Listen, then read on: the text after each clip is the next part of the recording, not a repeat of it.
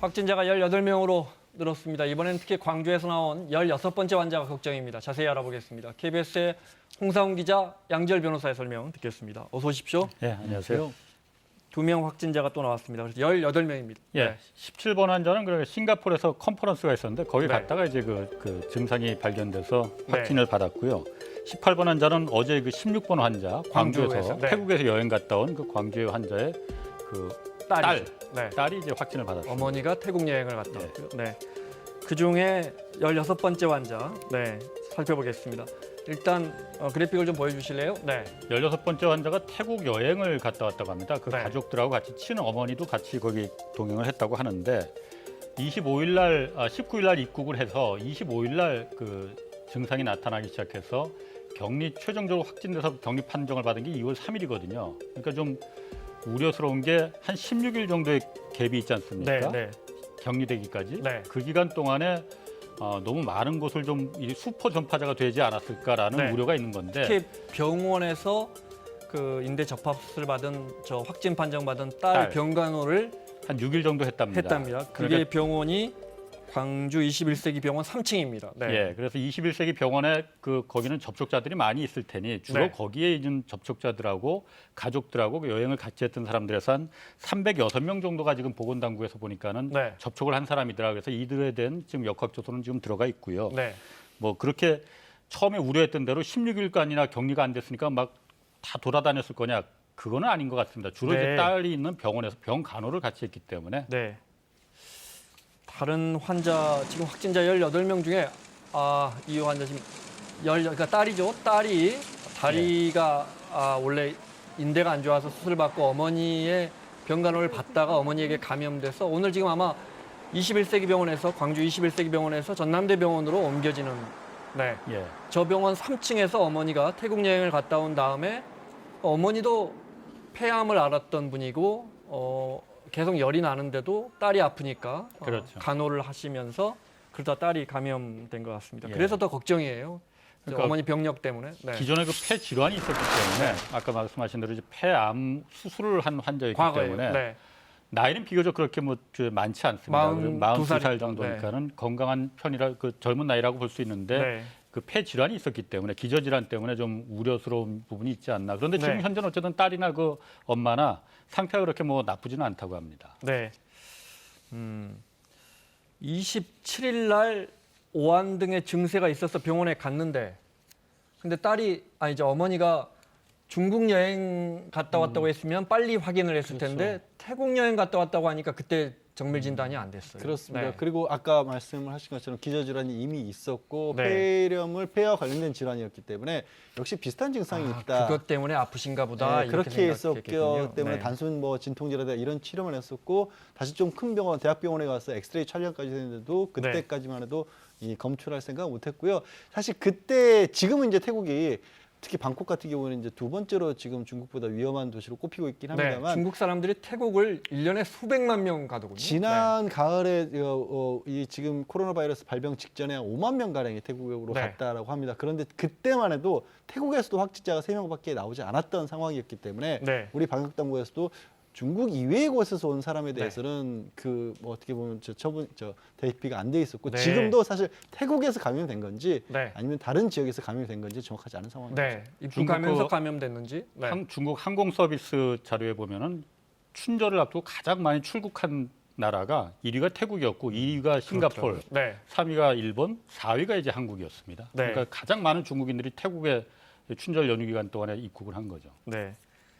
그 화면에도 나왔지만 광주 21세기 병원의 3층 다른 환자가 23명 있었다는데 예. 지금 엄격하게 검사하고 있고 관리는 되고 있는 것 같은데. 그러니까 처음에는 네. 21세기 병원을 아예 코호트 격리를 하느냐. 네. 그러니까 코호트라는 게 이제 환자하고 의료진하고 그 병원 내에 있어 모든 사람들을 같은 시설 내에서 집단으로 격리하는 그런 네. 상황이었는데 그렇게까지는 하지 않고요. 네. 이게 이제 코로나 바이러스 같은 경우에는 대기 감염이 되는 형태는 아니라고 보기 때문에 네. 다만 같은 층에 있을 정도라면 혹시 또 이제 밀접 접촉이라든가 밀접 접촉이 아니더라도 뭔가 좀 네. 불안한 상황이라서 3층에 있던 분들만 지금 격리를 하고 네. 나머지 분들은 각각 자가 격리를 한다거나 검사에 들어간 상황입니다. 네.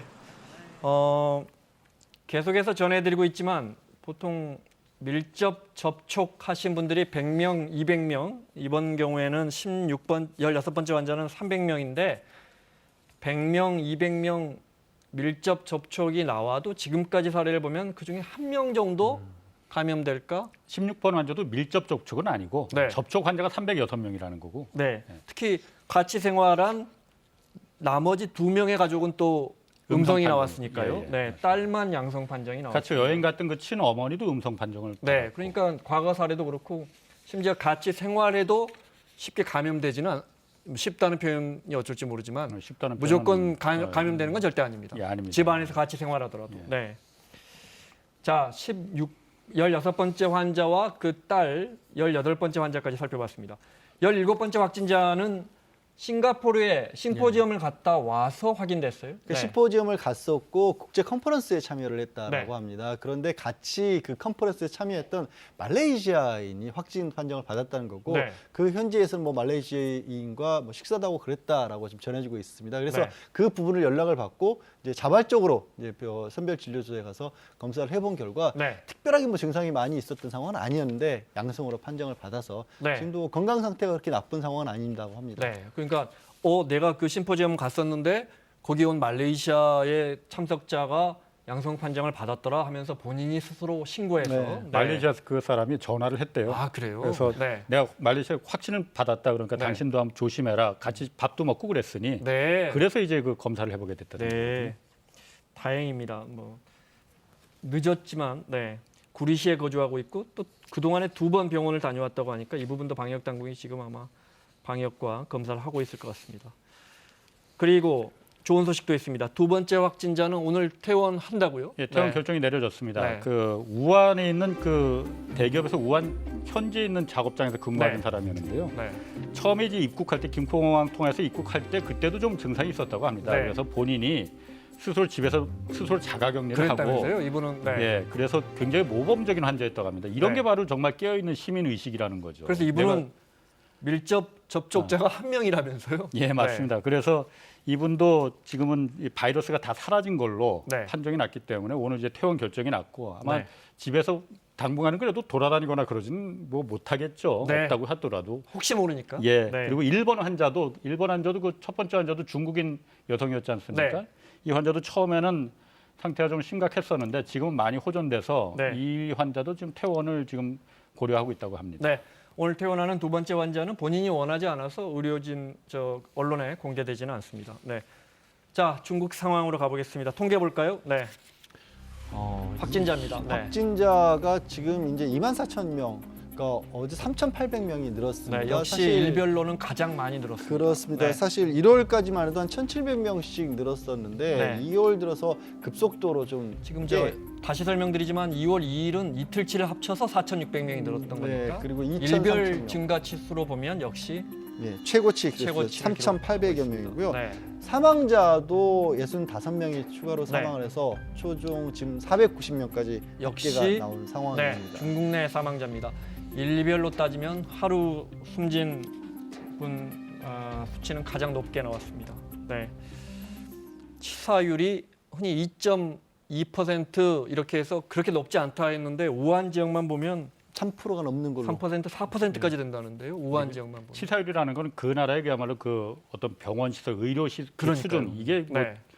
되기 때문에 작용을 하기 때문에 뭐 자체적인 절대적인 치사율이 그렇게 높지는 않은 것 같아요. 네. 그래서 지금 말씀하신 것처럼 선진국에서는 확진 환자가 계속 늘고 있지만 사망자가 나오지 않습니다. 우리나라를 비롯해서. 네.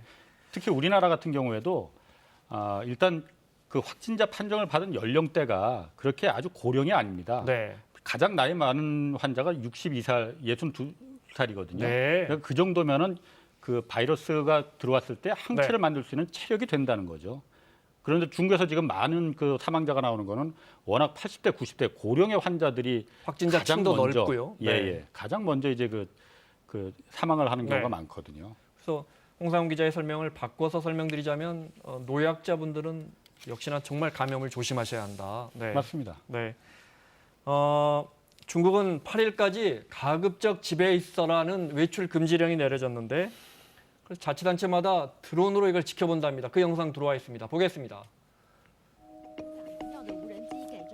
드론을 띄워서 경고를 하는 거예요. 老奶奶，别看了，这是咱们村的无人机啊！你不戴口罩就不要绕路去，不要乱跑，记得赶紧回家，回家洗洗手，对吧？注意一下卫生， 네. 对吧？咱们村这么多人무슨 상황인가 都 싶을 不 정도. 非得派无人机过来飞你。 이렇게 산골이나 어르신들 많이 사는 농촌 지역, 네, 드론이 활용되고 있다고 하고요. 네. 소독 작업하러 나온 이 시민은 드론 보더니 이렇게 손도 흔들고요. 네. 도심에서도 드론 활약을 좀 볼까요? 打电话的帅哥，你口罩呢？赶紧给戴上。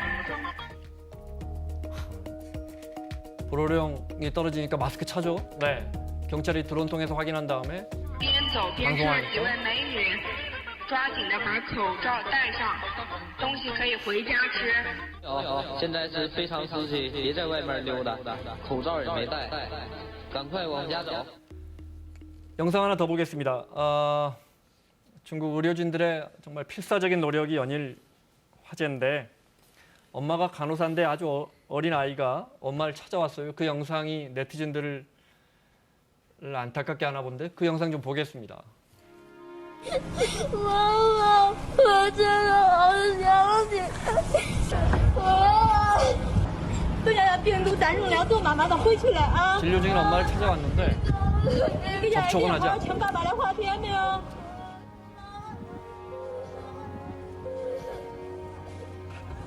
等妈妈这场战役打赢了，妈妈一定回去好好陪你啊！你好好跟妈妈好不好？ 자, 일본은 3,700명이 타고 있는 대형 크루즈선. 크루즈선에서 환자가 10명이나 발병해서 예, 네. 거기 타고 있던 이 크루즈선이 이제 홍콩 뭐 이쪽을 마카오 이쪽을 돌아다니는 크루즈선인 것 같은데 거기 네. 홍콩 여행객이 탑승했었나 봐요. 그러다가 지난 1월달에 이제 내렸는데 네. 그 홍콩인이 이제 그 확진 판정을 받은 거예요. 지금 그 화면에 나오는 그 아, 크루즈선입니다. 그러다 네. 보니까는 이 3,700명 정도가 이 크루즈선에 타고 있었는데 네. 그래서 홍콩인 환자가 이제 확진 판정을 받았으니 네. 다 전수 조사를 이제 그 검사를 해봤더니 10명이 여기서 확진 판자가 나왔습니다. 뭐 여기서 한국인 탑승자도 9명 있었다고 해요. 네. 3,700명 중에. 그런데 한국인 중에서는 뭐 증상이 있거나 양성 반응을 보인 사람은 없다고 합니다. 네. 시간 때문에 그래도 가짜 뉴스 몇 개만 좀 살펴보겠습니다. 저희가 연일 체크하고 있는데 이번에는 정치권에서 나온 가짜 뉴스 잠깐 볼까요? 네. 마늘이 효과에 좋다더라. 마늘이야 뭐 몸에 좋은데. 네, 준비됐습니까? 잠깐 보겠습니다. 마늘을 통마늘을 7통을 7컵의 물에 넣어서 7분 동안을 팔팔 끓여서 그 물을 하루에 3번 커피처럼 드시면 됩니다. 이거는 상당한 근거가 있는 생약요법입니다. 이게 유튜브에서 777 요법이라 해서 이게 바이러스에 좋다. 네. 근거는 없는 거죠. 없죠. 저게 어떻게 있겠습니까? 네. 세계보건기구에서도 이런 허위 정보를 마치 정보, 인포메이션처럼 인포데믹이라는 표현을 네. 만들었습니다. 판데믹이 전염병을 가리키셔서 이렇게 확산해 확산되는 있는 전염병을 팬데믹이라고 하는데 이게 인포데믹이라고. 잘못된 정보가 이렇게 확산되는 게 세계보건기구 네. 입장에서는 코로나 바이러스만큼이나 무서운 일이 되는 겁니다.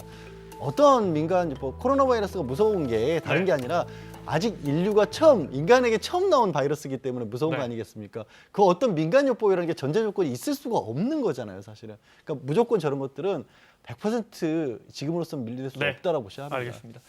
자, 여기서 마무리하고요.